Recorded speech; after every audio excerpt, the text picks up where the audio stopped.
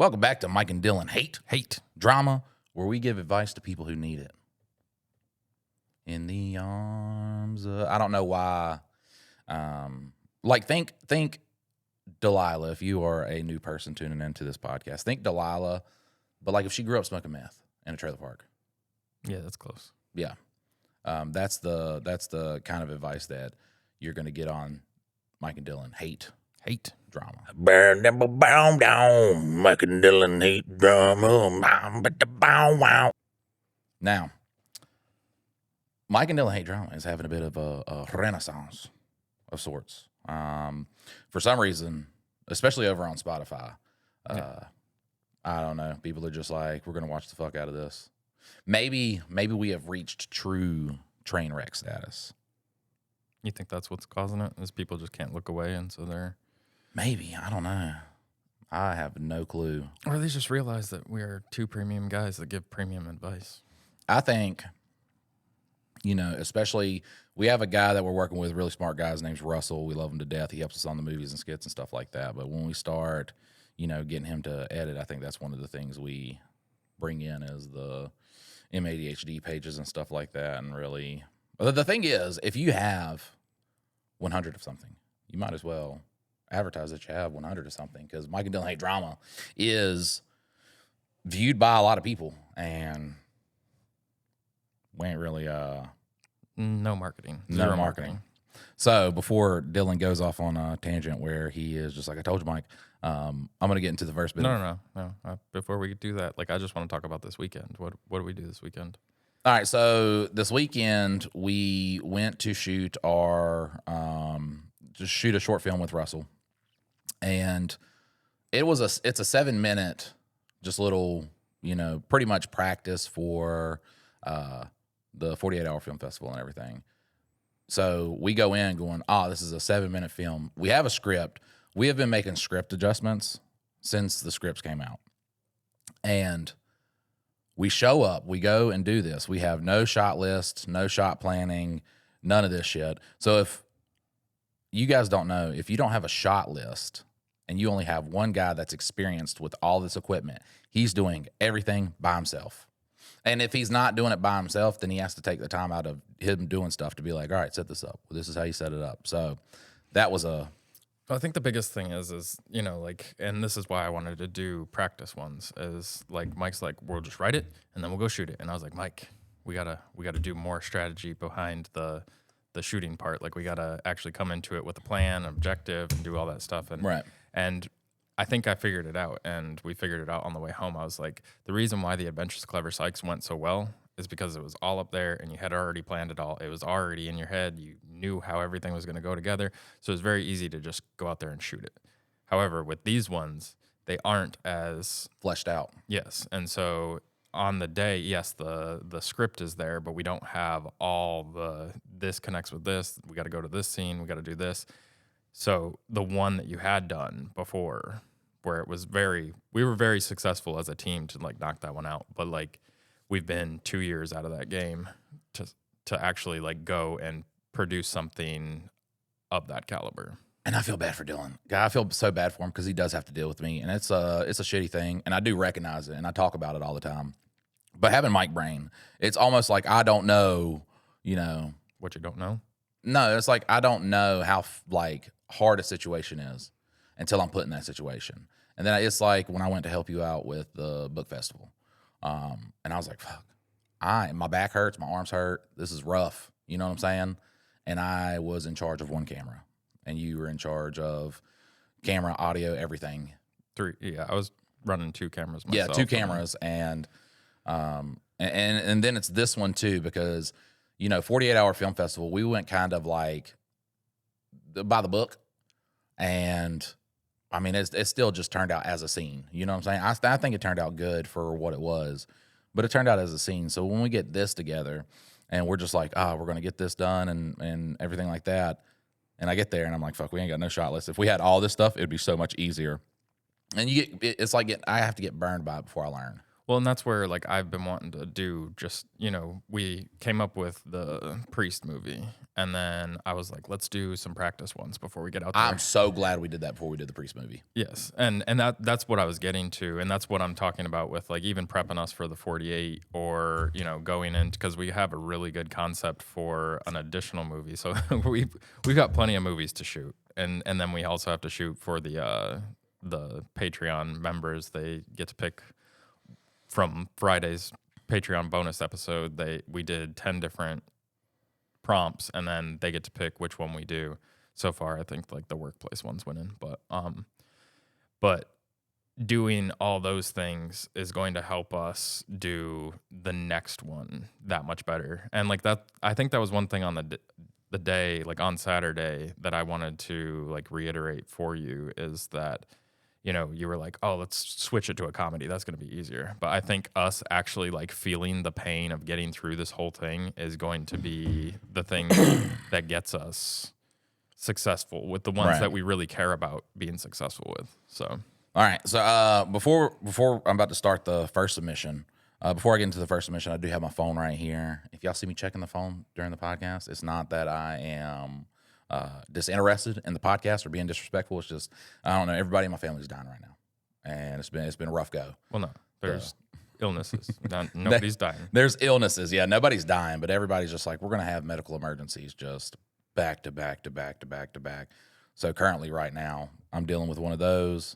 Well, and I think we are family men. So our phone is like, my wife will text me in the middle of our podcast and I, for the most part, don't answer them unless it's an emergency. But yeah, I'm sorry guys. It's just always been Felonious Falafel has been Dylan too, but I don't think we will value anything that we do. We can make a movie that, gets seen by millions of people. We would not value that over our family. So, all right, our first submission is from Goatman 507. It says, a fat man and his Tupperware boat. What's up, daddies? Hope you're having a great day. Loving the pod and brag to everyone who listened that you read one of my stories a few weeks ago. I was pumped. Oh, fuck. I love you. It was a mouth kiss. I'm sending a virtual mouth kiss to you. That's shit like that like keeps you going. What if it was Goatwoman? Would you still send a mouth kiss? Yeah, I'll send mouth. Yeah. Everybody gets mouth kisses and reach arounds. I think it's misogynistic that we say we're going to give reach arounds, but we won't give reach arounds to women. I think that's fucked. You know what I'm saying? That's my thing. Like, if we're going to be, nasty and sexual to our guy friends, we got to be nasty and sexual to our women friends. Okay, we need to enter the true age of equality. I was pumped anyways. I got another one for you. And before I start, it's important that everybody understands I am not built like a distant runner. I'm a hefty country boy. Now I've changed my voice. I'm the kind of guy where if I step into a small boat, that boat immediately starts reconsidering its life choices. If there's a weight limit sticker anywhere on the side, I read it like it's a personal attack. I do that with water slides. Anyways, I, 29 male, am out on Hillsdale Lake in early April, crappie fishing by myself in this little 8-foot plastic boat. And when I say boat, I mean this thing is basically a Walmart kayak with self-esteem. Oh my goodness, Goatman is a wordsmith. I'm going to have to need you to write in more, buddy. There was barely enough room in it for me, my fishing stuff, and the Lord. I told you, you got to do some more submissions, tell us more stories. It's one of those cold, nasty spring days too. Wind blowing, lake choppy, air temp around 40 degrees, the kind of weather where your nose runs and your fingertips start working right, but you still tell yourself, this is perfect crappy weather, because fishermen are just hillbillies with optimism problems, because fishermen are just hillbillies with optimism. Anyways, I'm easing along and I get this bright idea to push into some timber because that's where the fish are. Well, the fish may have been there, but so was every log in eastern Kansas. Next thing I know, I get a high-centered one. So this one's like up in the water? He just rode up on one. Yeah. Okay, so he just rode up on one. Yeah, I am a novice fisherman, but I always know to fish near structure because that's where I landed that bass. Greatest bass anybody's ever caught. The best bass ever. It was good. I think because there was an assassination attempt on him, I can't make fun of him for like a week. Yeah, you're good. Not just completely stuck, Not hung up a little. I mean, parked, beached. The boat was sitting on that log like a rotisserie chicken on a gas station roller. I'm in this tiny plastic boat, mile from shore, trying to wiggle it loose without flipping over. There ain't room to do anything graceful in an 8-foot plastic boat when you're a grown man of generous proportions. Every move was a high-risk operation. I'm shifting my weight around, scooting, bouncing, doing what probably looked like from a distance a fat man trying to line dance with Satan. Somehow, against all odds, I get it to break loose. And the instant it does, physics cash in. The boat shoots one way, I shoot the other, and I go straight into the lake like a bag of wet concrete.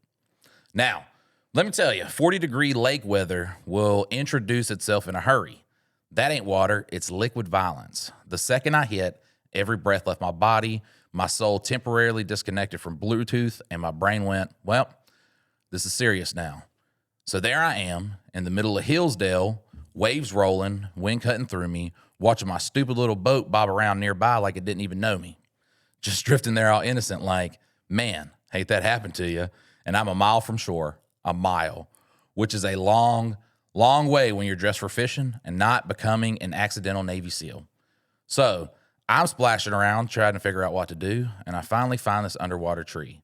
I managed to get over it and stand on the branches like some kind of half-drowned swamp goblin, just perched out there in the freezing water, wobbling on this submerged tree, trying not to slip off and die in the most embarrassing way possible. That sounds like a tough scenario to be in. Yeah. So I always used to, when I was a kid, I'd watch I Shouldn't Be Alive. And there's so many where people just fell into frozen water. And I'd be like, just get out of it, pussies. Easy. So it's like January, I'm going to say 2002. I couldn't have been but about 10 years old. We go camping. I told y'all my stepdad was a Eagle Scout. He loved to camp. Dude could have been a great guy if he could have been like one of them A1 stepdads. Just stayed away from the crack. Yeah. But we're going to the lake, and I mentioned passing. I was like, man, I wish we could swim. And he looked dead at me and said, there ain't no reason you can't. And I was like, what? I'm allowed to swim in January? Me and my brothers are ecstatic. We're like, yes, this is how it's going to be. So we get there, and it's at Knock Knocks near High Rock, or in High Rock. But there's this one part that's right next to a tree. If we drove out there, I could show you right where I did it. One of the worst experiences of my life. But me and my brother, we're just like, you ready to have some fun, bud? And he's like, yeah. I tested the water with my foot. I was like, oh, it's cold, but you get used to it. Like, your body always gets used to it. So me and him just run, jump right in. Yeah, it sucks all the air out of your body first. That's the first thing it does. And then you're so cold, you're hot. It's like so cold, it's burning your skin. I came up, I couldn't even say anything. I was crying without being able to make a sound because it's like you just got winded. My brother, though, he could make a sound, and he's, oh, God. So we're trying to make our way back. We get on the we get on the shore, and then I was just like, because in I Shouldn't Be Alive, it's like they fell in cold water and then had to march back for like 2 hours. And I was just like, I would die in that scenario. Yeah, there was one time we were teenagers, and we'd always go and stay out on state lands and like bring beer out there. It was like our way of being able to like party without having to do it at somebody's house. And so I couldn't be like maybe 15 at the time. And we camped out on state lands, and then we walked down the trail all the way down to the gorge, the one that I was showing you. And there's like little swimming holes, and it's maybe like March or April. So it's not, and this in the middle of summertime, that water is just fucking ice cold. Ice cold. But it's like April, and so it's warm-ish for the time of year. And we walk all the way down there, and I was like, fuck it, we should get in there and go swimming. And nobody else was with me on this. So Hey, like, it's springtime. And it's like sunrise. We woke up early. I don't know why the fuck we're down there, but I go ahead and drop trow. I think I might have some boxers on, and then I jump in the water. And I guess that would be my first ice bath experience, because it is ice cold water.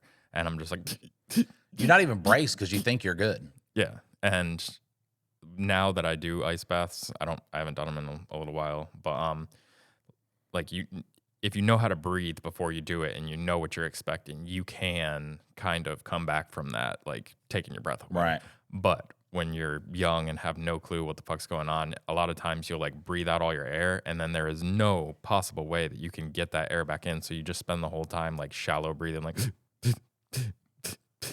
and freeze up. And then I ended up having to walk back like 2 miles back to our campsite before I actually got to get warm again. Because like I put my clothes back on and they were dry, but I was not warm until I went back by the fire and like warmed up.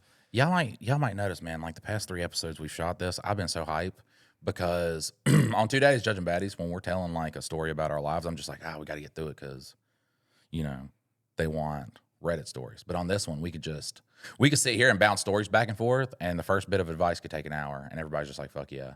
So I've really started to, we gotta start marketing hard for Mike and Dylan Hate Drama. I like this one. But, you know, it wasn't even, I've told y'all this story, but it wasn't even a year later that, this was when I was living near Allen J. Elementary. But we were out like playing, and it's not a pond. It was just a big thing of water from where they were doing construction, and it had built up a lot. So there's snow everywhere. It's frozen, and we're just like playing on it. Me and my other brother, well, our third brother's with us, but he's like, I'm not going to walk on ice because Smart move. if you fall through, it's going to hurt. But we fell through, and thank God it was that small because we were able to just, you know, touch the bottom and get back, and only like waist up we were cold. This is where like they don't tell, where you hear it and I shouldn't be alive, but it's also Mike has to get burned by it before it really sets in. Because as we're walking back, my oldest brother made it a lot better because he's like eating the snow going, mashed potatoes, trying to make us feel better. While you could see he is very panicked. Like he has panic on his face of getting us to this house. Your legs, when they are freezing cold, it's like when you try to run in a dream. They just like, nope, we're in slow motion now. And I'm going to say not even a quarter mile back to the house. Less than that, you know? And it felt like an eternity.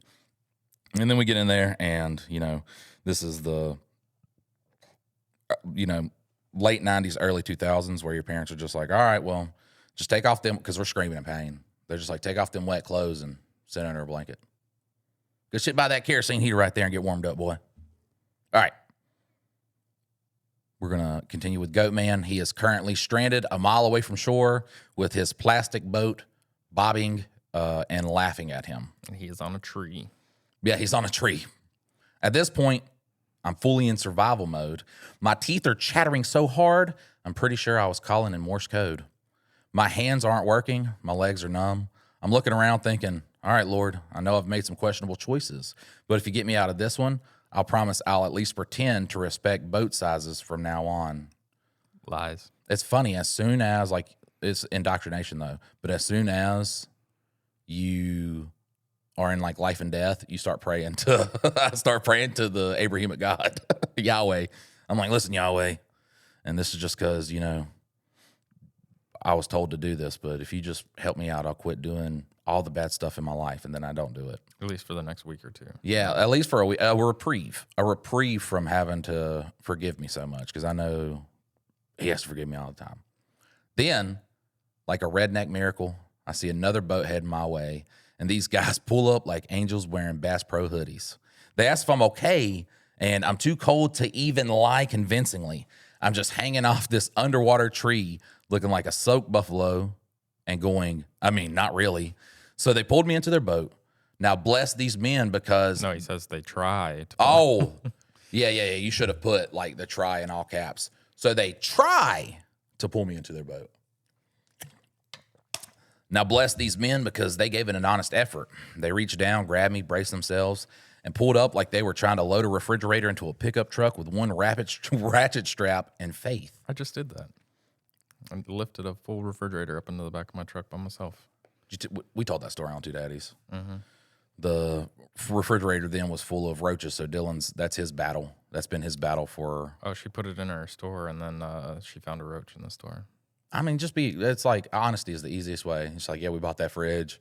It had some roaches in it, but it was a $180 brand new fridge, and you can't beat that with a paddle. And there's a bunch of roach poison in it, so it should hopefully kill them. She's got to get like a little online thing going. So when we like shout her out on the podcast, we could say the name of the plant store. I mean, she's there, but And then she just doesn't sell much online.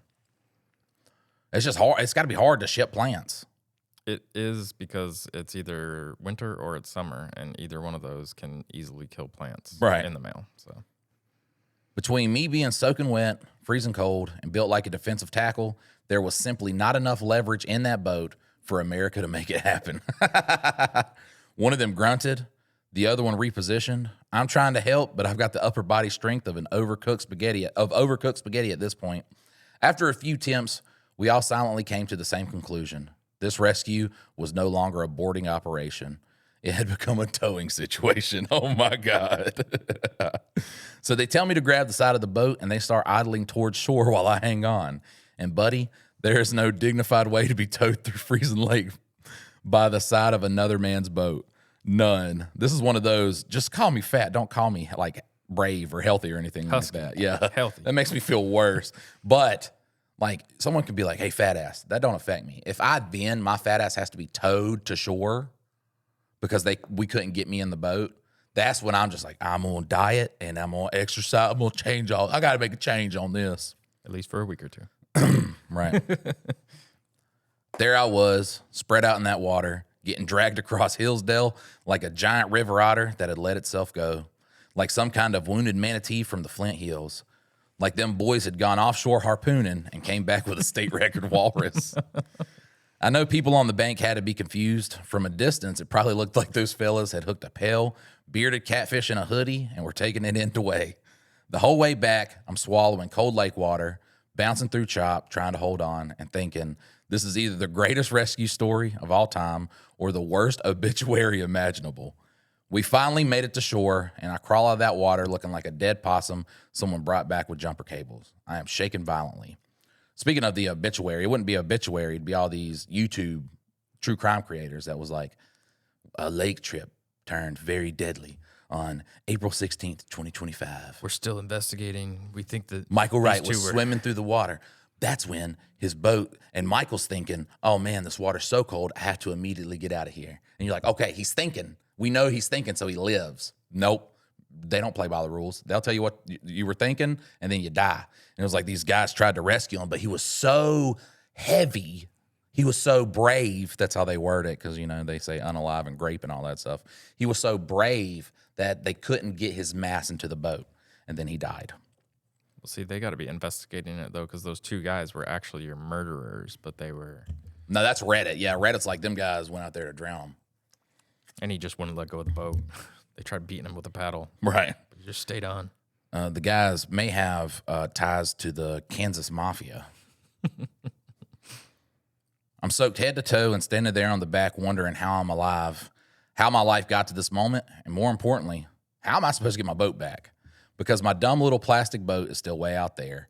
Now I'm standing on shore, freezing to death, trying to thank these guys, and off in the distance, I see another boat coming in, and I'll be damned if that wasn't someone towing my boat back.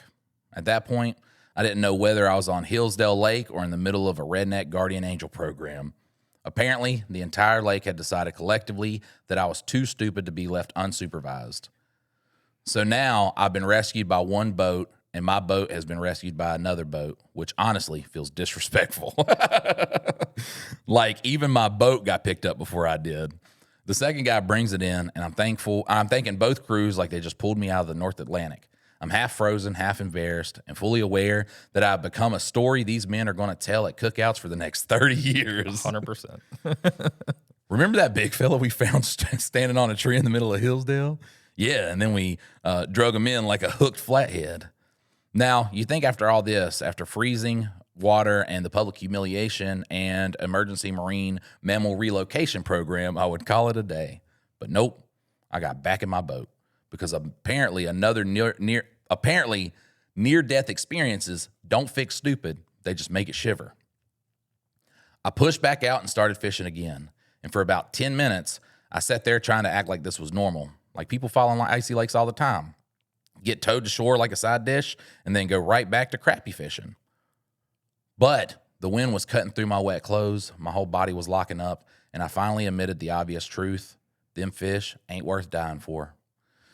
So I trolled my sorry self back over to the guys that saved me and my boat and gave them everything I had left with me, all my minnows, my crappie jigs, whatever tackle I could hand over. I was basically paying a rescue fee and live bait and soft plastics. Then I called it quits and went home. So that's the story of how I went out to catch crappie and instead became the catch of the day. Some people go to Hillsdale and come back with a limit. I went to Hillsdale and came back with hypothermia, a bruised ego, and a brand new understanding that 8-foot plastic boats and hefty men are a combination best left to the experts. And somewhere out there, I just know those 2 boat crews are still telling the story about the day they rescued a grown man who got dumped into 40-degree water, rode an underwater tree like a throne, and then got dragged ashore like a freshly speared walrus.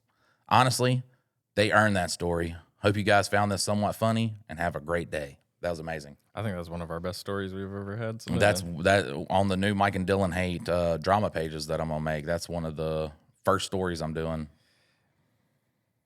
It's so funny because, like, I honestly think with fishing in a boat, probably you should have somebody with you no matter what. Like, I don't know that I'd go out kayaking by myself. Right. Even though I know that I'd be safe, it's the one-off chance that you're not that definitely makes it. And in that scenario, had he had somebody in the boat, he could have at least made it somewhere close by that tree and maybe, like, hopped in. But yeah, no, I don't think I'd be going out fishing by myself in a little plastic boat as a big boy.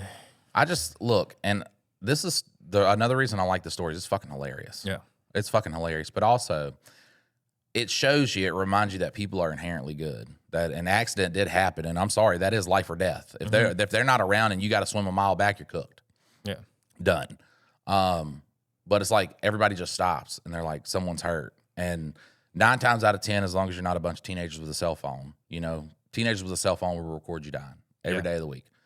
But people, honest people, they're going to come and help you out. I would say 80% of teenagers with a cell phone would help you too. But yeah, there's the shit ones that are. You don't get because they're not recording them helping somebody out. You'll get them recording them dying because they recorded it. Well, except for the ones that are like, I got $10,000 to give to these homeless people. Look I'm gonna give these homeless people. As long as they do it, it's dorky and I'm not gonna watch it. But hey, shout out to that homeless person for getting $10,000. I saw a funny one about a guy going to a Coke dealer trying to get Coke to give to the homeless, and he's like, how much is it for 1,000 grams? So a kilogram. And he's like, $150,000. He's like, but I'm going to give it to the homeless. And he's like, oh, no, fuck you. Just take it. Just take the Coke. And he goes and gives it. During my big SJW phase in my life, which I feel like everybody's supposed to have that as a young adult. You know what I'm saying? Yeah. Like, you're the youth and y'all think differently than everybody else and everything like that. And you're so 40 chest brained that you know how it is. And all these people who's lived through life do not know how it is. And how the media can skew things so bad, because I'm just like, yeah, man, fucking, everybody's racist. All white people are racist. It's just they have to read and learn and kill themselves and all that stuff, all that jazz. And it's so funny because I was like, oh, I'm a fucking hypocrite. Because this was right when we had moved to the new house. There was a guy broke down, and he's like looking to see what's wrong up near the fairgrounds. And he's black. And I'm not going to say I didn't stop because I don't know about cars. You know what I'm saying? Not going to be any help. Yeah, I didn't not stop because he's black. But you know what I'm saying? I didn't have any help to give. So I was just like, nah, I'm going home too because I've been working all day. Which I feel like is fair, but still, it's kind of we're like, we need to fix this world and be nice. I could at least stop and say, hey, bud, everything okay? You need to ride somewhere? I could have done that. I go home. I'm sitting there. I'm like, fuck. I'm going to go get me some breakfast. So I drive back by him. As I drive back by him, I guarantee you there's a old pawpaw, at least 2 old pawpaws, a couple Jethros, just an army of white people helping this man on his truck. I go get my breakfast. I come back. They're pushing it into the parking lot. There's a sea of people pushing it into the parking lot while he's staring in it. And I was just like, well, maybe it's the media that's bad and it's not people. Like, I understand we're in a age where if you believe one thing politically and people believe the other thing, you're told to hate that person because that's them in a nutshell. They're unredeemable And shit like that. But then you see people out in the real world And you're like, people aren't like that. So I fuck with this story, A, because it's funny as shit. But B, you know. People are generally good. Right. And I know when they pulled that boat up, if it was me in that water, they'd be like, God damn, this is going to be tough. This is going to be tough. All right, which one you taking on? I'm just going to go down the line. Well, I said that, but I guess we go down the line. Yeah, it's all But good. the next big one, you get the next big one. All right, so the name of this submitter is Mike's Big Toe. I don't know how your big toe is this good at typing, but it did it. Title is Selling Out. Hey guys, I have a great plan to make y'all some money. We could use it. Right. My thought is that you guys keep the 2 podcasts you have going. Don't change a thing, but instead make a 3rd one. It would be a once a week, only be about a half an hour long, and half of that would be ad reads. Call it Evil Dylan and Mike. Does that spell something? Ed'em. Eat 'em. It's a true crime red pill podcast. Maybe a mix of both, whichever one you can spit out the fastest. This way, you can get all the gambling, evil ass ads to sell out, make that money, and not be poor. If this idea does work, I do require 10%, but we can talk about that later on Mike's yacht. All right, let me know what you think later. So, how do you get 50% of it, but then you also get 10% for your big toe? Did you write this in so that you could just get 60%? Yeah, 60% 60%, you get 40. No, that's fucked. Or no, That's how I knew I was a... You'd get 55 and I'd get 45 because we'd have to split the 10. So the 10 would, yeah. That's how I knew I was a fucked friend. When you're sitting here, you know, month after month, just like slaving away with no pay. And I'm like, oh man, I should really go in a partnership with Dylan. And then I was just like, yeah, 30% is good because then I'll have 70. And then I was like, what a dick thing. He's putting in as much work as I am. I never told you about that, so please don't look down on me on it. Like, it is, you know. No, I mean, the whole thing is, though, is like that was your livelihood. And it is one of those things where we were waiting until the money came before it was going to be anything. But yeah, no, like, I mean, I invested. And that's why I say invested, because I knew we'd get to this point where I think we're at now, where we're going to be making some cool shit, where we will be successful. I mean, the podcast is a perfect example. Like, we have built something together that is going to probably be the most steady income that we have. We'll have rises and falls with all the rest of the stuff, but yeah, no, I mean, I know you're like, this is one of the things is like, I've had people that are like, why the hell do you keep doing this? And I'm like, because I know what's at your heart. Like, I know maybe those thoughts cross your mind, but that's not who you are. Right. Like, actually. And so I told you, I'm a good judge of character. And yes, there have been many signs that I should have just like packed up and walked away. But I know the way that I feel, and I know who you are. Even if there's moments where it doesn't seem like that's what's going to be the case, I know for a fact that that's what's going to come. Can I tell you, man, I just feel like a bad person all the time because I have those intrusive thoughts. Like, when I was at the card shops and a kid would come up and show his buying, I'd be like, man, he's got a really good card. Do you know how easy it would be just to fuck him over out of that card? But then you don't do it. But then I don't do it. But it feels like I don't do it because I'm trying to tell myself I'm a good person. You know what I'm saying? That's how you are a good person. Like, because yes, people, like, I mean, you can think of all the things that you can do, and it's not that you're bad for thinking the thought. It's bad of you to actually take the action. And so, you know, if you want to beat up somebody or you want to steal something from somebody, it's not that good people don't ever have those thoughts ever. It's that they never act upon those thoughts. They know the right thing to do and they see the wrong thing to do, which is the easy way out. It's the taking the gambling money. We could do a DraftKings ad read probably right now. Just be like, hey, DraftKings, we would like to have you as a sponsor on our podcast. Well, I mean, we 100% would. They hit me up every week. And there's another one. There's a new one that's entered the fray. It's the new predictive market.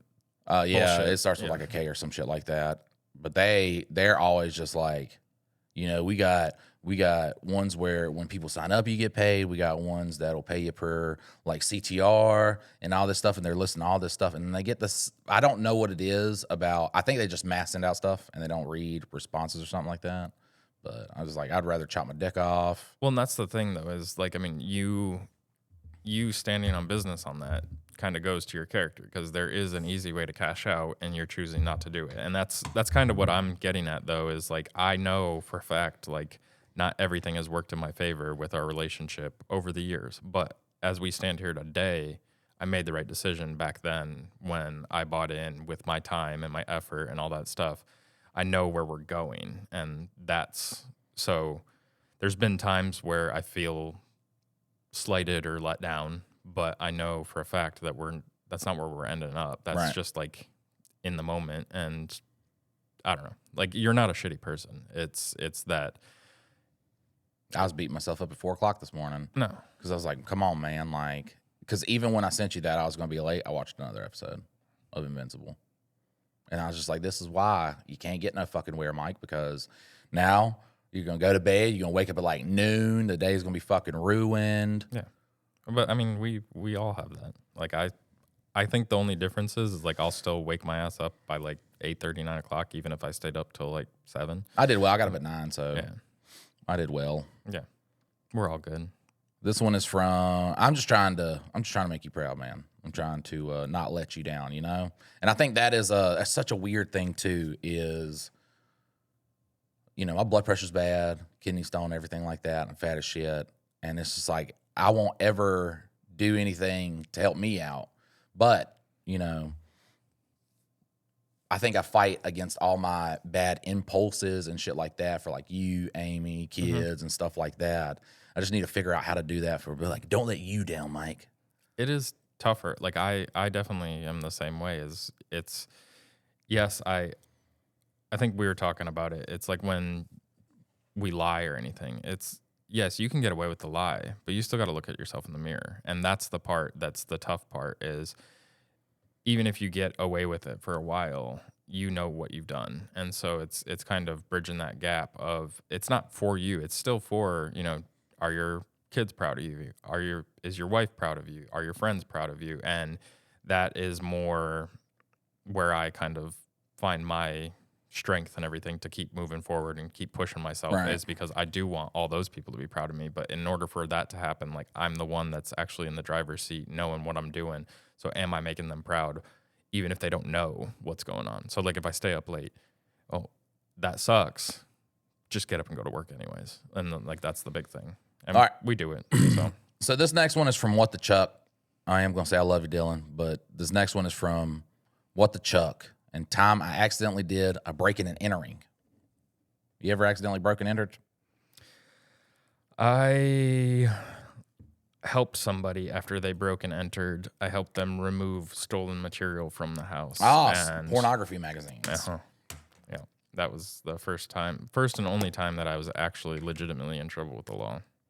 I was the mastermind, it turned out. I didn't know that I was the mastermind. But well, depending on whose parents it is, the other person was the mastermind. My child is good and has never done anything wrong. No, according to the law, like, that's what the rat had said, was that he was 16, he was older, I was 12, and I was the mastermind. I broke in, I convinced him to do it. He was a good kid. He didn't mean to, like, but I was the troublemaker. Maybe it was one of those cases where, you know how you're a kid and you don't see that somebody's like mentally handicapped? You know what I'm saying? Like, you're just like, oh, they're just like a kid like us. Well, look at this 30-year-old kid. It was a, like, shit rolls downhill thing. Some kids lit a building on fire. They kind of got busted, but then they pinned it on this other kid. But then when they pinned it on this other kid, he got found out for breaking into the house. And then so once he got pinned, he threw me and my buddy, who literally were not really bad kids, but we were the ones that were implicated as the troublemakers. That's so shitty. I hate people.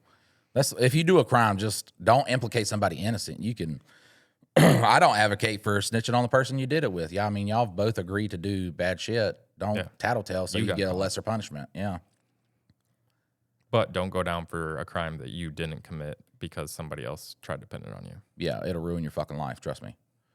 I could have done, you know, steady things at least. Not great things, but steady things. Yeah, you'll end up doing a podcast with some random I wanted guy. to be a lawyer so bad, dude. And then it was like right after that bomb threat, it was like, well, this is never going to happen. This happened when I was 18. So about 2 years ago. So about 2 years ago. Okay. Oh, I think they're saying they're 20 now. Okay. That way that was written. Yeah. So this happened about 2 years ago when I was 18. There you go. The details are funny because I was so drunk, but here's what I remember. I drove a friend of a friend home, and when we got to his house, he pulls out a bottle of pink Whitney and says, want to get fucked up? So naturally, I said, yes. What's Pink Whitney? I have no clue. Somebody's going to comment down. No, don't search it. No You got to let searching? the people tell you. The people must tell us what Pink Whitney is. That's the last thing I actually remember. So everything from here on out has been told to me by other people who were there. We go inside. I'm not sure why, but I guess I eventually decide to leave. But as I was noticeably drunk, his mom said I was not allowed to drive, and I apparently was very upset about this.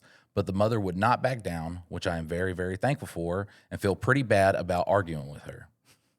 It's no problem, though, because my buddy Harold, who I was essentially living with at the time, lived about 5 to 10 minutes away, walking distance.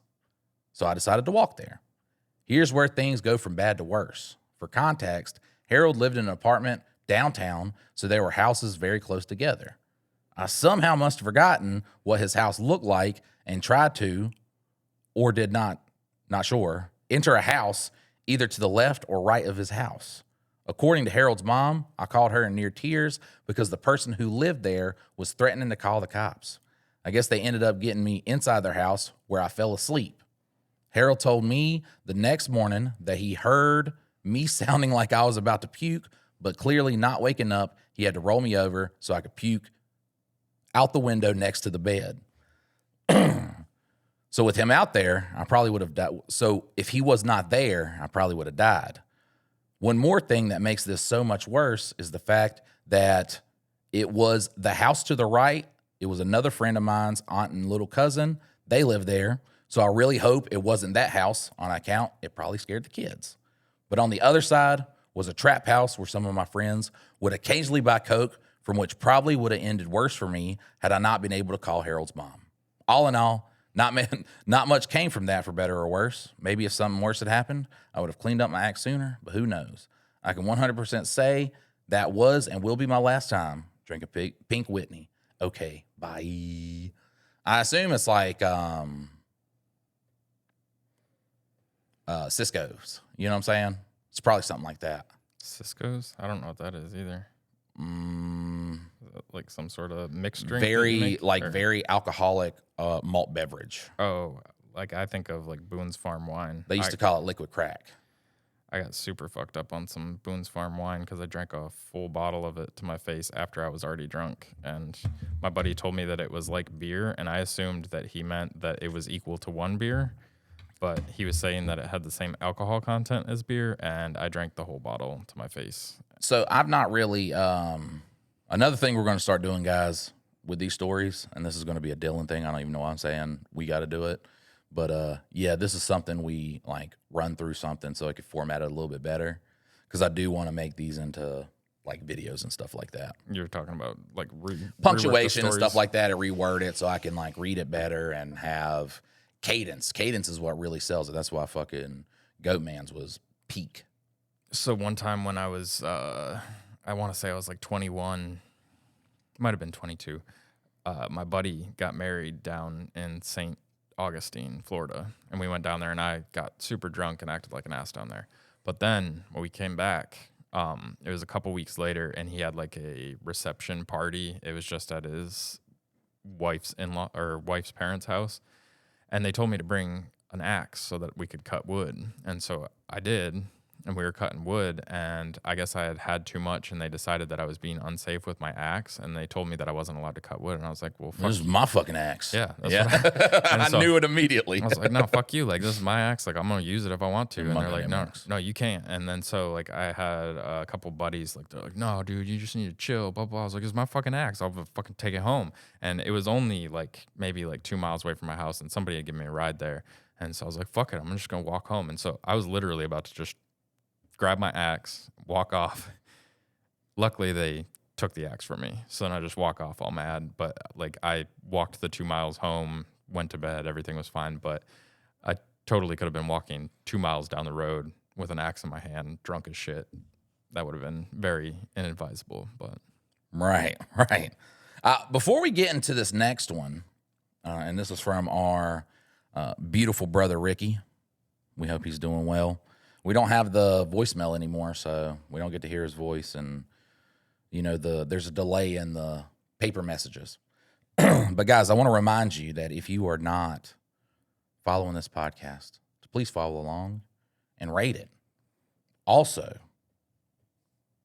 we're going to be doing a giveaway. I think I'm going to announce the giveaway, the terms for it next episode, but I know it's a labor llama, and it'll be like for the people who comment down, because you can't just go and actively look at followers. It's a Spotify only giveaway. I apologize, all the other platforms, but it's a Spotify only giveaway. If you rate the podcast, comment on the podcast and stuff like that, at the end of May, we're going to pick somebody, put all the names in like a generator thing, and pick somebody for a good labor llama thing. We'll announce terms for that on the next episode. But yeah, also, if you would like to support the podcast, you can do that at patreon.com/Mike and Dylan. And then for a small monthly fee of $5, I know everything has a subscription now, but who more than help out the poor? That's a great subscription. You'll pay for Netflix and Hulu and all this other stuff. Bananas at Walmart. You'll have a subscription to those. But you can help out the poor for only $5 a month, and then you get bonus episodes of Mike and Dylan hate, drama, and two daddies judging baddies. And then if you want the extra tug at the reach round, it's 10. But Yeah, and we do have to start planning the reach round. The reach around, I think, because the best time in the world is fall. I think we should target it for fall. Yeah, I mean, we could go sooner if we wanted to, but I just want to give ample time, so there's no more Mikey planned it on Father's Day. Yeah, we just don't plan it on Father's Day, and that's Mikey planned it 2 weeks ago. Mikey did all this stuff. He didn't even have a location. We were going to be trespassing. How beautiful would it have been if like 30 people got trespassing charges? That would have been beautiful. They can't charge all of us. They can. Yeah. This ain't school where we all can't get in trouble. We can. All right, so this is from our dear friend Ricky from Oklahoma. Title, the new episode. Hey there, Mike and Dylan. It's me, Ricky from Oklahoma. I'm currently doing some nerd shit. I'm setting up my action figure collection after our move. I'm also listening to the new episode of MADHD.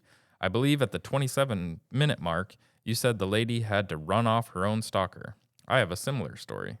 My wife and I worked at OFC, Oklahoma Forensic Center. It's for the criminally insane. And so many people that have smart jobs, you know what I'm saying? That's like I think Ricky, what he's doing is he is studying us. Yeah, this is all just research for his career. Right, yeah, for the criminally insane. He's like, they will eventually.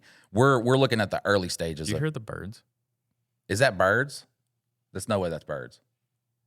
I don't know, maybe it's the neighbors doing something. I thought it was birds. Sounds like water or a saw. All right, so anyway, there was a security guard that would talk to my girlfriend, now wife. At first, it was friendly, but weird. She would tell me what he was saying. I asked her, do I need to say something? She said, nah, I can handle it. And I left it at that. But this was an almost daily occurrence of him bothering her about this or that thing, and none of it pertaining to our job, but him wanting to be her friend. He was a nice guy.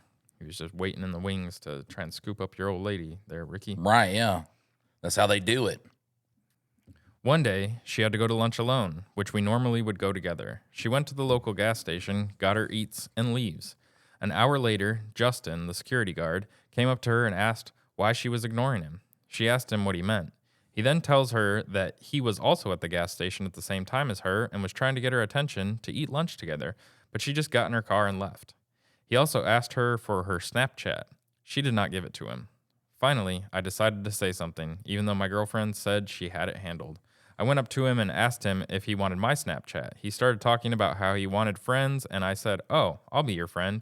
He then asked for my Snapchat, and I just walked away. He never talked to my girlfriend.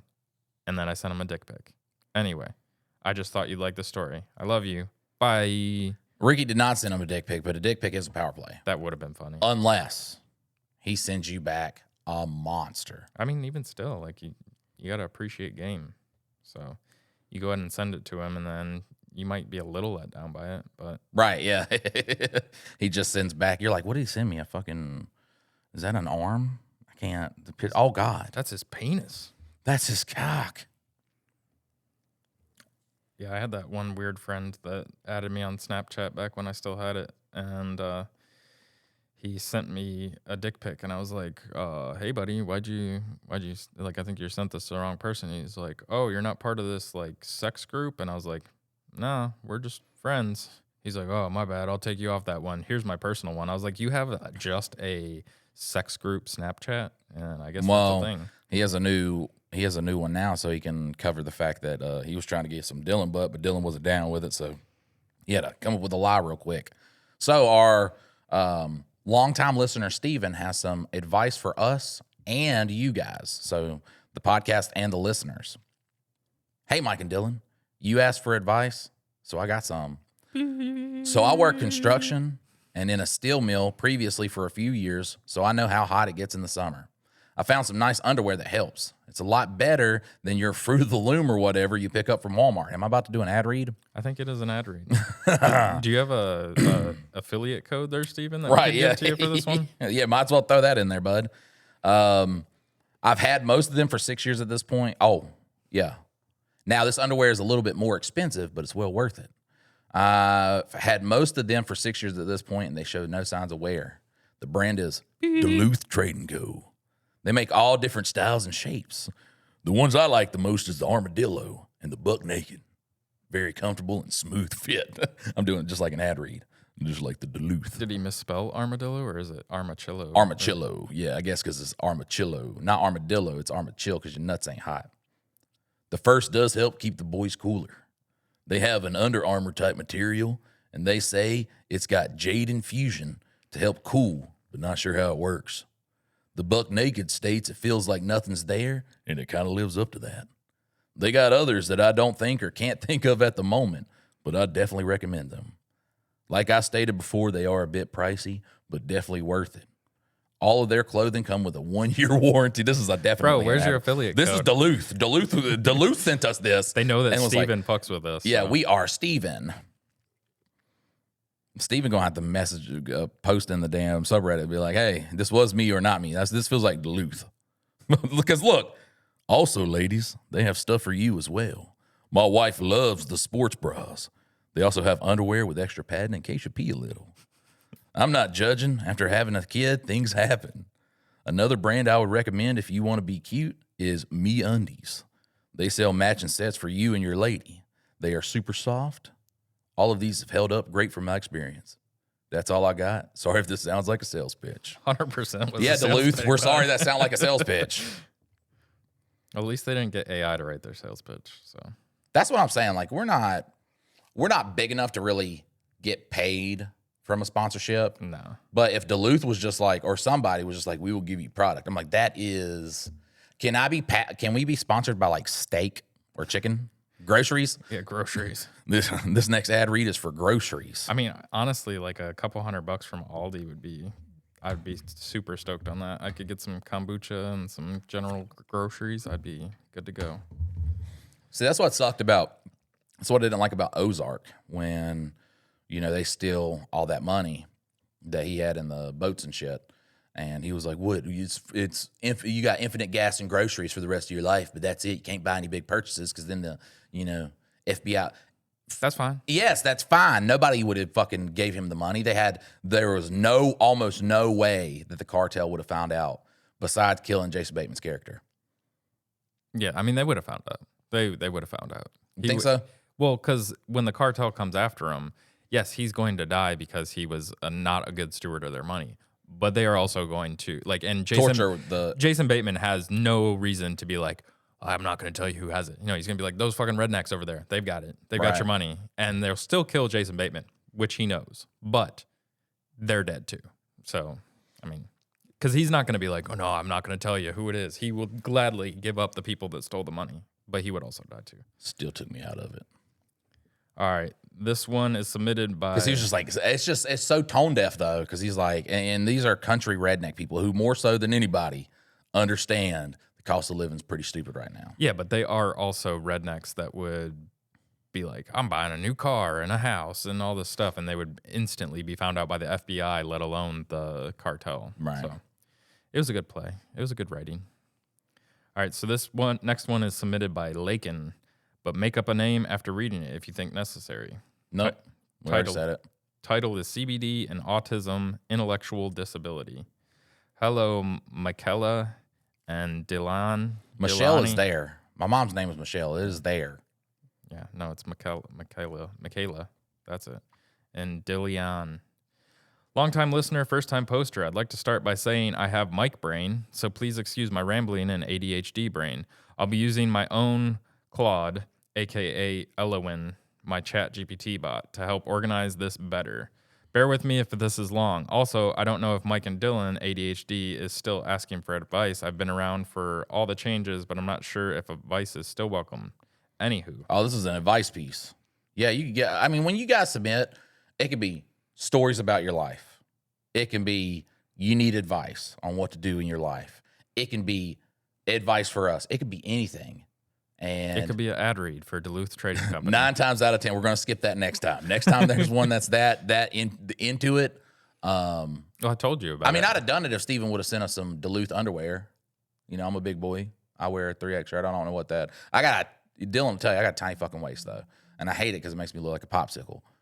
So I would just go, like, I'm a fat guy, but I'm like 2 sizes smaller in the waist area. It doesn't make any sense. So, Steven, if you want to send us some Duluth or MeUndies, send it. Yeah, get us the matching pair. We do need to get a P.O. box so people can send in, like, you know, pictures or something like that. And I think that's cute. Yeah. We could have some. I could make a wall behind me of just like shit that. Well, technically, you got one up there that got sent to you. Oh fuck yeah, the Alakazam box, the fucking fan of Felonious Falafel. That's why it's back there. If you guys fucking send in a cool little thing you made for the pile, fucking yeah. All I have is the stuff that I have purchased. Nobody. Dylan would love to hang some Dylan specific. I should get that shit stained ChatGPT thing framed and put right back here. Nah, I don't think we're gonna put any any AI stuff up.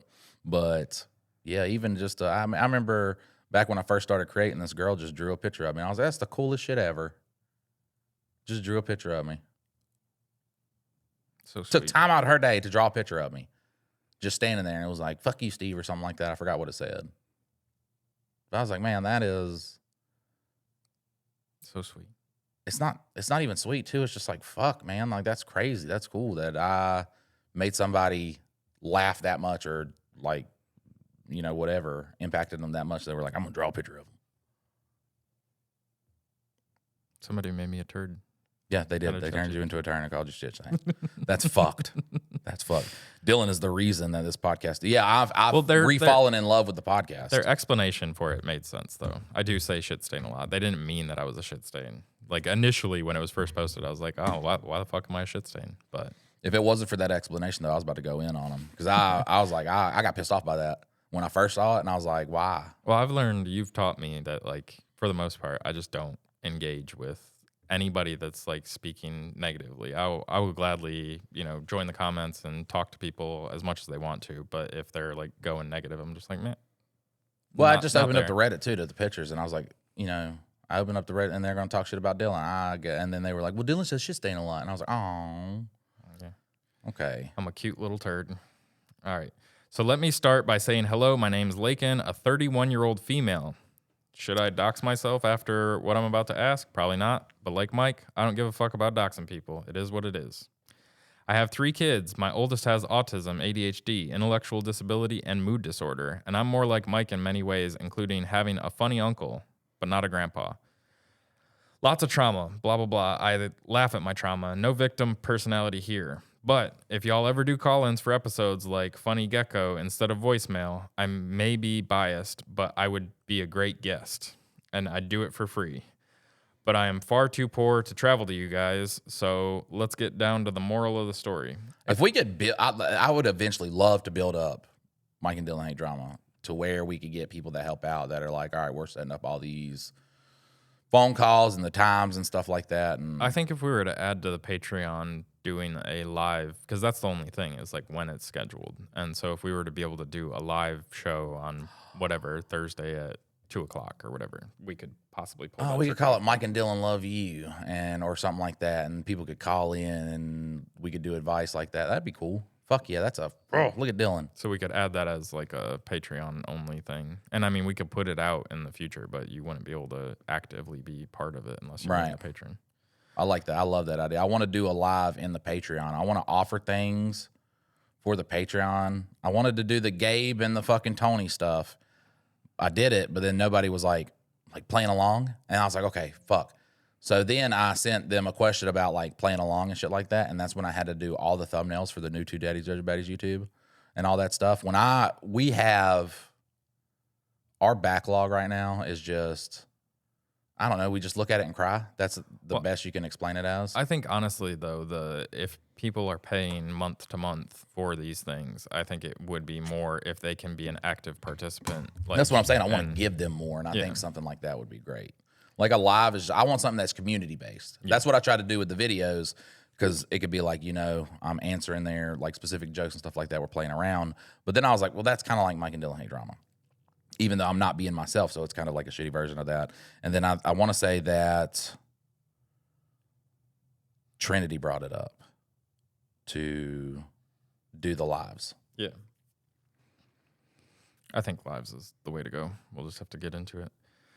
All right, so he's got ADHD, intellectual disorder, and mood disorder. He is in a self-contained classroom at school. He can go to the restroom independently now as of the past 2 years. He has a speech impediment, but he can be understood by people who are familiar with him. Nah, you got to get him IEP, and you got to put him in that normal classroom, because that's going to be the biggest thing that's going to, because he's going to watch and learn. It's really hard to, especially if you have a nonverbal child. I can't go to my son and be like, hey, bud, how was your day today?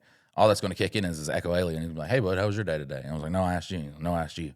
So the biggest thing is they have to see what, you know what I'm saying? I mean, there's different neurotypical kids are doing. There's different kids with different levels of things. And so, yes, that works for your son. I don't know this specific situation, but... Right, it works for my son, but this is the school that has isolated him into his own singular space. Yeah. That is a school saying, I would rather not deal with this. Like, there are some schools, that are, more than willing to, help out and stuff like that. So anytime I see a school that's, isolated a child, my daughter, she has a nonverbal kid in her class, and he has a IEP as well, and then...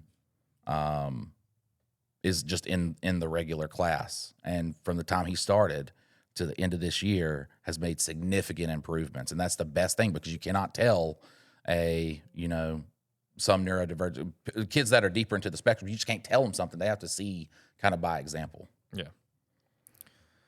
All right. So now here's where we get into things. What's common with children with autism is violence and aggression as they get older. He has had episodes where he is scary. He is 120 pounds and 5'6", and he's only getting bigger and harder to physically restrain. Now, this isn't every day, but can happen for a day or multiple days. Most recently, his psychiatrist told me he's, quote, done all he can do with meds, which is fucking bullshit because he's only tried 2 mood stabilizers, but various ADHD medicines. He told me he's done all he can do and sent me a list of places that offer more extensive treatments. Now, here's where it gets tricky. I have reached out to all these places, and they all recommend other places that I also called, places that have said he's too old for them to treat, and due to his intellectual disability, they can't help him, including even a mental hospital, right? Because they deal with people with depression, schizophrenia, etc. They can medicate and then utilize therapy skills. But because of my son's intellectual disability, these things will not work. He can't communicate in that way. For example, you can't ask him how his day went and what happened like you could with me, you, or most children.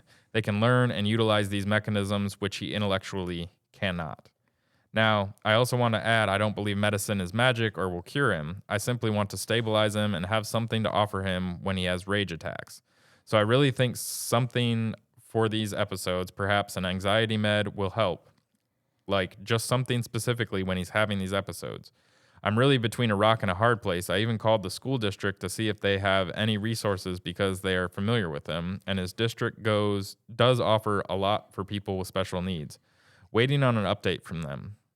But anywho, that's the backstory that leads me to a question. For Mike, with his personal experience as a parent of an autistic child, though his kids are younger than mine, so I don't know if he has the same experience, but at least the understanding. And then I need Dylan's outlook as someone who appreciates CBD, THC, etc.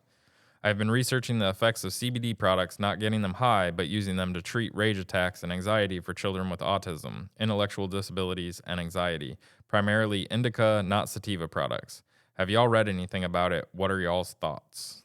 So I guess we can just take a break there and then. No, let's get through it, and this is gonna be all right, because the tangent we're about to get on is going to be big. So I just really don't ever want to be one of those parents that sends their kiddo to live at a facility. I just want to help him when he breaks down. I want to care for him until I'm an old woman who lives in a shoe. His dad, we co-parent very well, but he is only able to help so much because he is physically incapable in many ways due to a stroke, and my long-term boyfriend is great with dealing with him. But when you have a special needs child, I'm sorry, you can never, in my opinion, be on the same page as a biological parent. My love is limitless, and I'll never give up and never send him away unless he's homicidal or suicidal. Love you guys. Love both podcasts. Y'all have carried me through multiple jobs and offered me laughter when I needed it the most.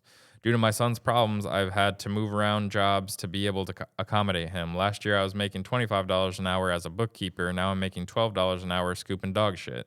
And I'm super struggling. Yes, my man works, but this economy is terrible. Mm-hmm. Amen. Mm-hmm. And I just want to thank y'all for making me laugh through it all. Y'all really do brighten my day and help motivate me.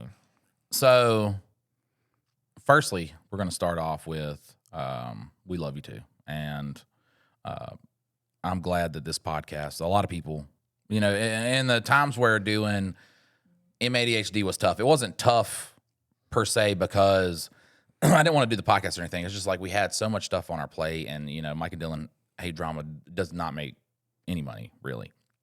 So it was like a tough thing to do. But then to continually see people, especially when I was in my very doubtful phase, say, you know, this podcast is what gets me through the day. That's when I was like, we're not doing it for money. Like, we're doing it to have fun, talk about our life experiences and shit like that. Now, we'll talk about Theo and kind of what I have been doing with all of that. And I think what would be a good idea too is I could talk to Amy and see if she could put together some kind of like resource thing, maybe that we could either put on the website or on the Reddit. I think it was Book Nerd Goddess wants to do a Discord, and I think that's probably we could have a section in there for, you know, neurodivergent child tips, right? Like absolutely, research and things like that. Because when I give advice, you have to understand that with all the progress that Theo has made, a lot of it is Amy. He couldn't have got a better mom. Literally, she went up to do this big IEP meeting at the school. They thought that she was going to sue them because she made a lot. Like, she asked for logs, everything that they have done. What's IEP stand for? I have no clue. Individual something progress? I don't know. Individual educational progress. Yeah, I'm going to say it.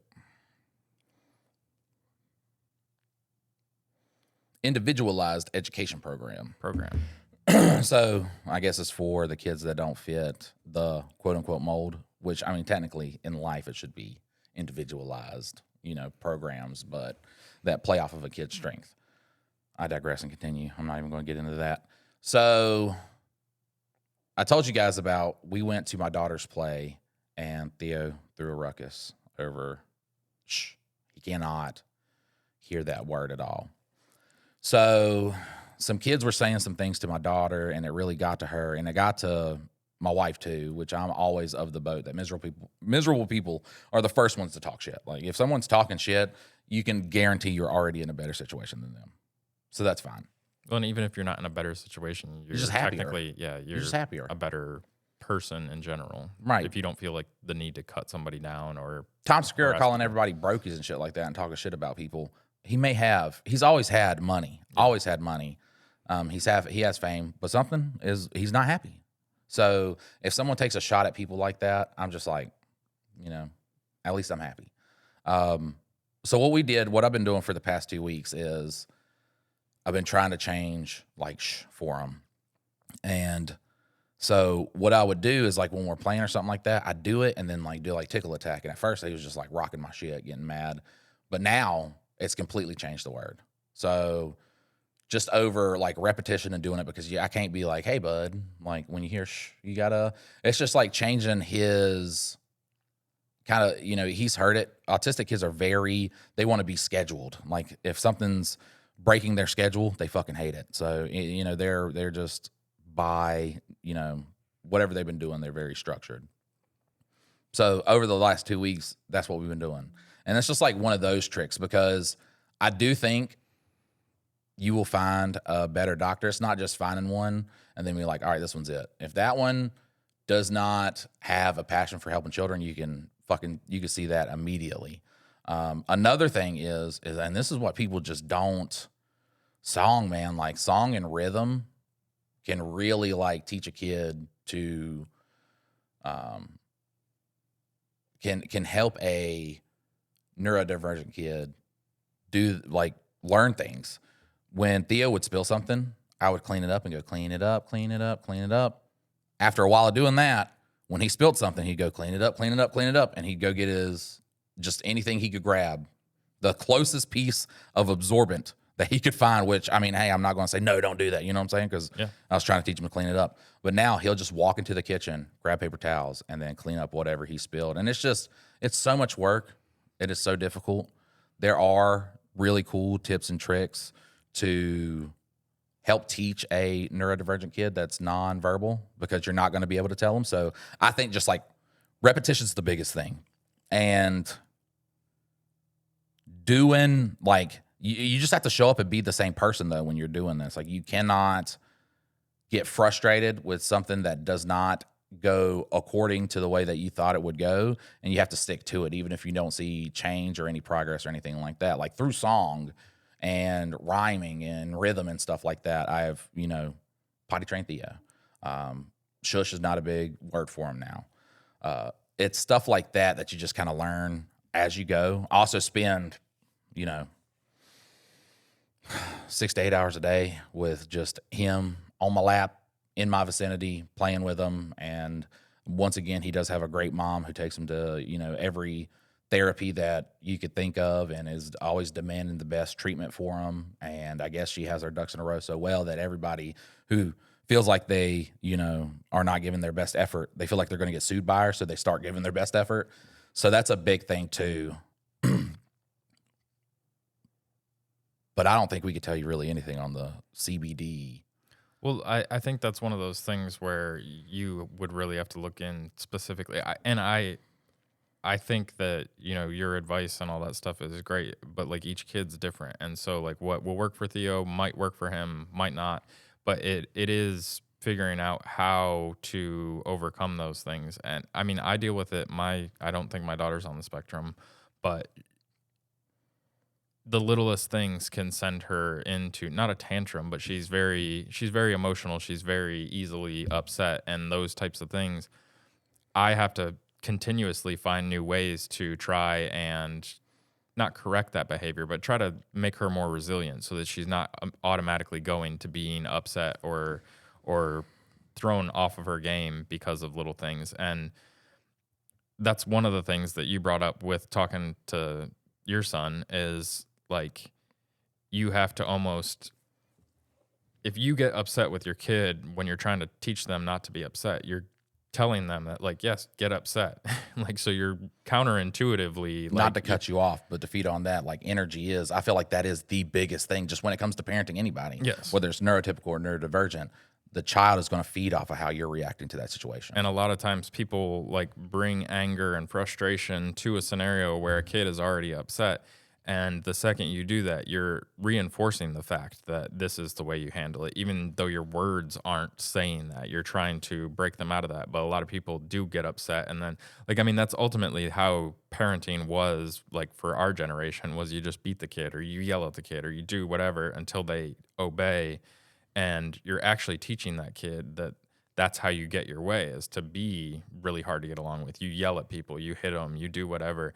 And leading by example, like taking the second to make sure you're not coming from aggression or frustration or things like that, it's so hard to do, especially because we were trained that way. Like, I mean, my parents did a great job and I didn't get beat or anything like that, but my dad was scary as fuck. Like, he would use intimidation. Even though he didn't hit me, it was still that same level of aggression. Like, he was just this far away from hitting me, and it was always right there. Right. Whereas, like, I'm trying to do the opposite of that of like, oh, she's upset. How do I come at this so that I don't add fuel to that fire? I don't bring that energy of aggravation and stuff like that. And that is one of those things with your son here, Lakin, is like, I almost feel like it's finding a new environment to put him in for schooling, because maybe school as it stands right now isn't the best way for him. And finding a way, like Mike's saying, is to put him around other kids where he can learn by example and learn by experience over just being talked to, because you can't talk to him. I think that's the worst thing is isolating him, and then because he's not going to be able to break any of his habits. Now, a therapy I have looked into a fuck ton is the stem cell therapy that they do overseas. Of course, it's not going to happen here because y'all don't be playing God and shit like that. But that one, like when you see people that do that, they go overseas, they do like stem cell, the child is calmer, can speak better, all sorts of stuff. It's just like I don't know what it is about stem cells and why it's like such a religious fuss and everything like that. Well, because they only associate it with like fetuses. But there's so many other ways to get stem cells other than just from embryonic cells. Right. So like technically you can get your own stem cells from your own body. So in that there shouldn't be any sort of religious, I don't know why it's such a big fuss, but it's a night and day difference. And then when you are sitting there and thinking of, well, why is this not such a rampant problem in other countries, is because they have way better treatments and stuff to help a child out, instead of saying, here's some Lexapro, here's some Zoloft, here's some whatever. That stuff is not conducive. It's a treatment. It's not a cure. Where other countries, they think, how can we cure, not treat? Yeah. And I mean, really that's where I have such a hard part with the way that everybody talks about like autism and like all these different disorders that people are having, from women with their like PCOS and fibrosis and all these crazy things that we have. And it's not that people didn't have illnesses and things like that back in the day, but they were less prevalent. They were less like widespread. And you have to look at what all has changed. And it's, the amount of chemicals that we have around every single thing that we do, whether it's, showering every day, wearing deodorant and fucking cologne.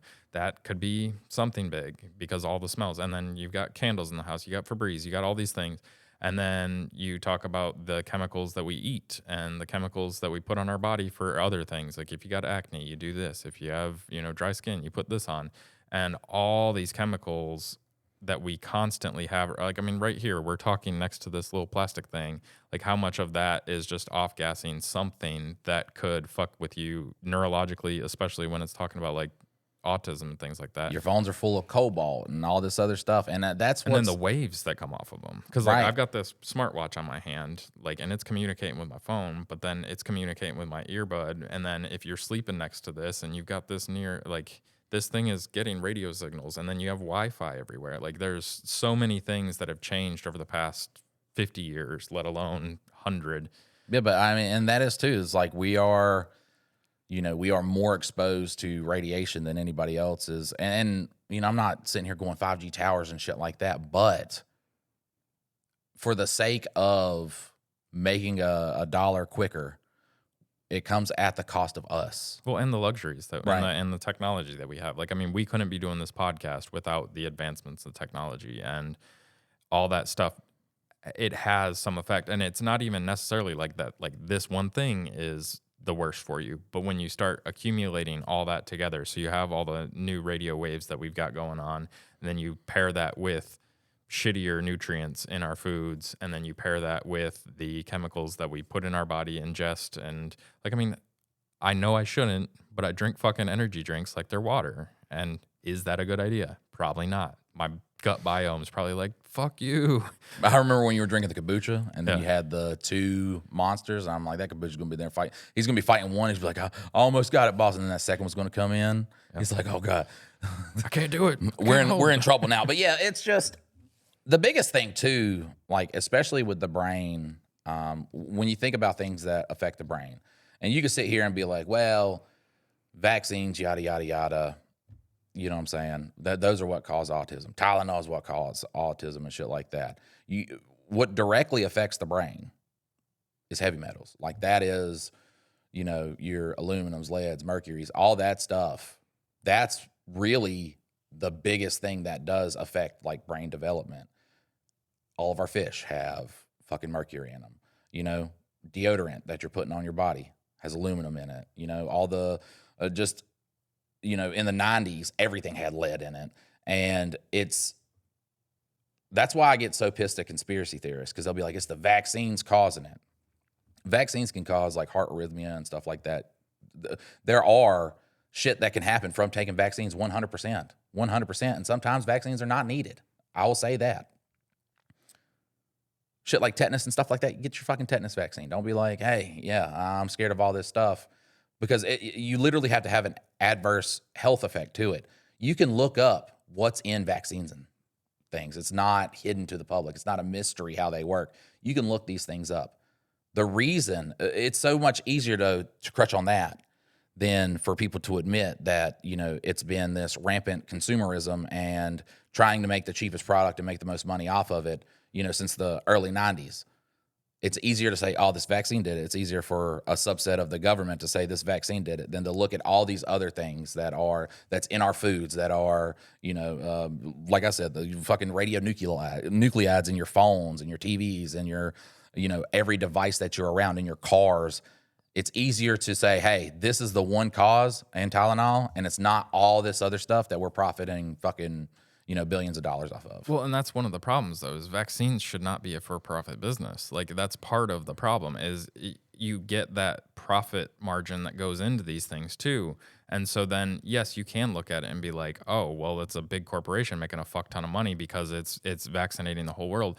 And it shouldn't be that. It should be a public health thing where COVID was the big example of that, them pushing this fear marketing into people getting it. And so then it creates the situation where then people can be jaded about it. And I'm not saying that vaccines are all good and all bad, because everything is nuanced. And I'm saying that, yes, for the majority of people, for certain ailments, vaccines are the answer.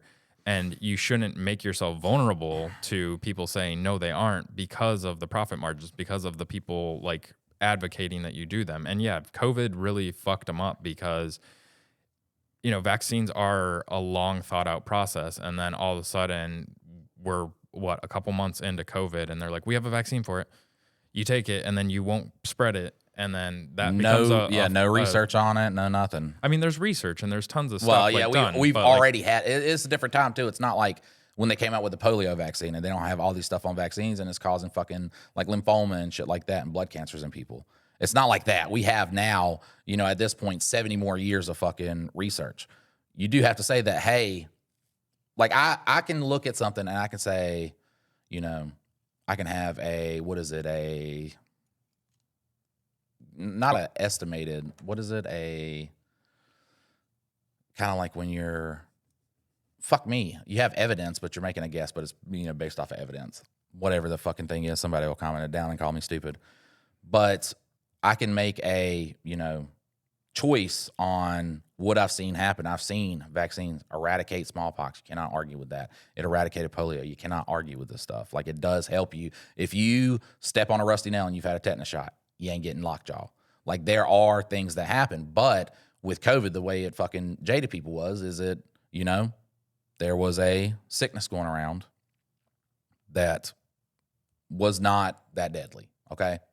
Like, for this pandemic to happen, out of all the pandemics in the world, this was one of the ones that was not like, it wasn't Spanish flu or something like that back in the... Well, I mean, also, but you've never had a pandemic like this happen and then people be able to go and stay in their house and not fucking go out and interact with the general public. So there was a effort. And so, yes, even though it might have not been so deadly, but you can't say that none of the things that help people avoid spreading it didn't help slow down the fact that people could die from it. Because I saw people that were generally healthy people, like, I mean, maybe be overweight, maybe have like some small pre-existing conditions, but they got just straight taken out, like boom, they get COVID. And then also you have to say, like, did they need to be on a ventilator? Like, there's so many like tiny little nuances to all this stuff that it's not black and white. It's not like you get the vaccine, you're a terrible person, or you get the vaccine and you're a saint. Like, none of that. And that's it's a choice. Like, you can make a, educated decision on what you want to do. If you want to take it, if you don't want to take it, it does not make you a bad person. The pharmaceutical industry is a corrupt industry, yes, bar none. So when Moderna, Pfizer, all them, Johnson and Johnson come out with a vaccine, you can say, hey, I don't trust these guys, I don't want to take it. That does not make you a bad person. Then being attacked for not doing it should not make you a bad person. Well, and then you taking it doesn't make you a saint. Exactly. Well, and it doesn't make you a bad person either. Right. Like, I mean, you making that health choice, neither side of that. And you're not some idiot if you took it. You're not some idiot if you didn't take it. Like, it's a personal choice at that moment in time. There's not enough research that says this is solely good or this is solely bad. It was just the first highly marketable pandemic. So you got just more information than any other fucking pandemic. Oh, I mean, I guess probably not like, Black Plague. I mean, when I saw the videos of people in China, though, outside like season of Wuhan, and shit and fucking like, it was hospitals. just hospitals filled with people. Like, I was like, oh fuck, like, this is something real, and it was wild. And then it finally came to the United States, and that's the thing, though, is it became political. None of this shit should be political. Like, really, our healthcare system should not be fucking political. It should be, we want people to be happy and healthy, not how can we make the most fucking money off of them? How can we like fuck over this branch of or this group of people and save these people? Like, all of it. It was all take this vaccine. If you can't take this vaccine, do not go outside. It was no take some vitamin D, drink some bone broth or some. I'm not saying like holistic. Don't fucking mince Mike's words. I'm not saying do the holistic route instead of science and shit like that. Because if you step on a rusty nail and you go in there and you eat a fucking orange, you're still gonna get tetanus. You're still gonna get lockjaw. That's not what I'm saying. But there was no like alternatives. There was no education on being healthy or anything like that, especially during lockdown. Well, I mean, in the United States, nothing is about being healthier. It's not like eat right and do certain things for exercise. Like, your doctor has to prescribe you certain things, like according to their medical practice, they have to do certain steps. And well, I mean, they're also prescribing a medication. They can be paid off of that, so they can forego one medication for one where they get a kickback on it too. So, and all that stuff's fucked. It's so fucking wonky. Why did we get off on this big ass COVID tangent? I mean, based upon I think we were talking. Oh, because I was talking about the vaccines, but yeah, vaccines. They might be able to cause autism, but there are a lot of things that are in our diets, that are in our environment, that 100% do cause autism. And it's so much easier. People want a culprit. And you can't just be like, well, there's lead, and then there's, mercury in the fish, and there's all these other different kind of things. There's radionuclides in the fucking, in your technologies and stuff like that. That's not a good enough answer, especially when, we have so many autistic children in America. Well, and a lot of health comes back to what you put in your body. So if you're not eating healthy whole foods and stuff like that, like, you are kind of weakening the whole system. Right. And like, that's not even just you actually, that's like all of your biome, that we don't break down our food. Like, we got bacteria and things like that break down our food for us. So like, if those aren't healthy, it's not helping your whole scenario. And it's not like you can just fix it all with organic food, but that's a good place to start with a lot of health issues. Is what are you putting in your body? Are you drinking fucking Bangs and energy drinks and absolutely poisoning your microbiome? That is what keeps you alive and vital. But I could definitely say because we're in a fucked boat right now. It's okay to say, I mean, you could be like, Tylenol causes autism, the vaccine causes autism, heavy metals cause autism. The thing is that we do have neurodivergent children at a rampant rate, and Lexapro is not the answer. You know what I'm saying? Zoloft is not the fucking answer. I think other countries who also deal with the same problems that we deal with, they have, They're exposed to all these chemicals too, not at as high of a rate as us. No. But they were like, hey, how can we help these kids? Not how can we treat symptoms? How can we help this child? And I think that just want them to be docile. the stem cell research that they're doing over there, in Europe and China and stuff like that, that is a lot more productive. Sending something to the brain so the brain can like start fixing itself. That is the no shit, Sherlock, kind of treatment for neurodivergent kids that I don't think we will ever see, just because they're like, well, they got to abort all these babies to make stem cells, and that's not how it works. No, because I mean that's ultimately what everybody's mad about the vaccines. But the vaccines that actually use any sort of fetus, like it's the same culture. Like it's not like they need new aborted fetuses to do this. It's just the original version was made out of these cells, and so.